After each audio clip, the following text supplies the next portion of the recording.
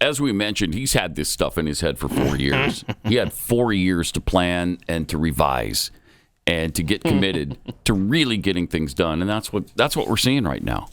And they're going out of their minds as a result because he's undoing 100 years worth of progressivism right now. Freshman Congressman Brandon Gill from Texas called out the left. This was nice. All we've heard about for most of this hearing from the other side of the aisle is Elon Musk, unelected bureaucrat. And I'd like to ask if Democrats really care about unelected bureaucrats making decisions over our lives, where were they whenever their god Anthony Fauci was forcing vaccine and mask mandates on the American people for 4 years during the COVID crisis? Where were they whenever unelected Alejandro Mayorkas was facilitating the invasion of our country by illegal aliens who were murdering and raping and pillaging our people? Where were they whenever the Secretary of Education, unelected Cardona, targeted states and schools and people who were disagreed with his view of the radical left's transgender ideology? Where were they whenever Gary Gensler, former chairman of the SEC, also unelected, was lawlessly thwarting the development of financial markets, particularly in the crypto space, by lawlessly pursuing regulation via enforcement? They were nowhere to be seen because they don't care, because all of those things benefited their side of the aisle at the expense of ours. And perhaps that's also why they don't seem to be very interested in rooting out improper payments from our federal government. If you wonder why so many people are cynical about American politics, this is it. This is exactly why. The reality is that Elon Musk serves as an employee of the president, and we were given a massive mandate to carry out what he's been doing. His job is to carry out the will of the American people as expressed through the executive. That's exactly how the Constitution is supposed to work. The Constitution did not create an unelected, unaccountable fourth branch of government in the administrative state. The American people know this. The Democrat Party has for decades systematically grown and weaponized the administrative state against the American people, and the American people have had enough of it. Right now, we're talking about $2.7 trillion in improper payments since 2003. We're uncovering what could be the biggest money laundering scandal in American history. And the other side of the aisle could care less. They have no concern about where this money went, to what entities it went, to what governments, to what people or groups. Nothing. All they want to talk about is Elon Musk incessantly. So it does make me wonder, if they don't care about where it's going, do they have an idea? Because what we've uncovered so far is that so much of the waste, fraud, and abuse of our federal government is actually funding their side of the aisle. It's funding media outlets that are running cover for Democrats routinely. The NPR, PBS, the BBC, Politico. It's going to fund left-wing NGOs that are facilitating the invasion of our country. It's going to fund left-wing transgender activism and sex changes all over the globe. This is money that's being used, taken from the American people and used against their interests.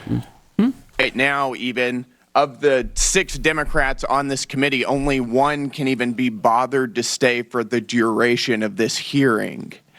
Wow, so they just didn't even sit there for this. The Heavenly Choir was there, though. And they chimed in because nobody else was there.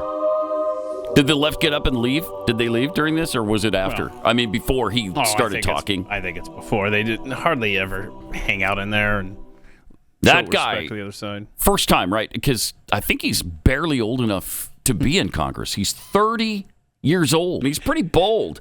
And no doubt that's why his district elected him. And this is a bold clip, but I just don't want you waiting for him to say whenever. Okay, yeah, right. I'll try not to. If he does or not. I will try not to.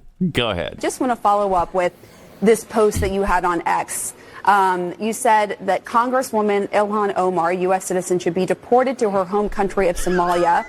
Omar became a naturalized citizen at 17. Why did you do that? Why'd you do that, Brandon? Listen, my colleague Ilhan Omar, she is an American citizen. She is a member of the House of Representatives. I didn't call for her to be deported, but I did say that America would be better off were she deported.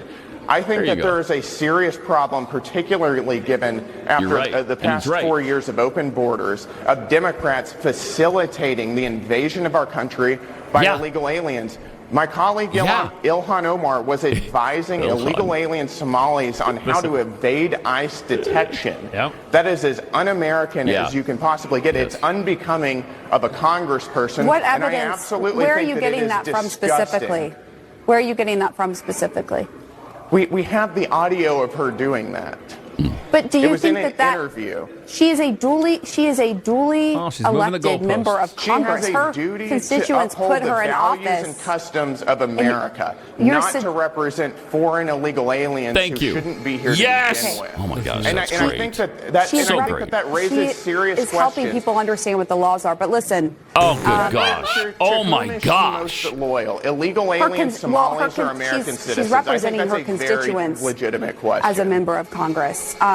Congressman Brandon Gill, I really appreciate your time. I appreciate this conversation. I think it's really important. So do I. And I think our viewers appreciate it as well. Thank you so much, Congressman, and look forward to We appreciate him. Certainly don't appreciate you just being an arm for the Democrat Party, just being propaganda for them. For breaking the law. She might as well have been representing Ilhan Omar right there. No kidding. Ilhan Omar. I mean, you would think she was her chief of staff the way she jumped in there. Right. Jeez. I don't know who that CNN chick is. I don't either. I don't know that we've ever seen her You before. talk about moving the goalposts in the middle of the conversation. She goes, where did you get that info? And then he gives that to her. And then she goes, well, she represents the people in her district. And then she tries to switch the subject and goes, well, she's just advising them of the law. And then she goes back to, she's just representing, oh my gosh, who are you? Shut up. Right. She's just representing Somalia. No kidding. That's who she's not representing the United States of America in our interests. That's for sure. By the way, we're done taking applications for the new Matt Gaetz. Be offended. We have our new one, Brandon Gill. He's great. From Texas. By the way, I know where he's getting all this stuff because his wife is Danielle D'Souza, daughter of Dinesh D'Souza. Yes! Really? That's who that is. Oh, okay. So That's we know who where that he's is. getting all his. That's smartness fantastic. from. Yeah. Well done, Brandon. He's got quite the father-in-law, doesn't he? Yes, he does. that's cool. Yes. That is cool.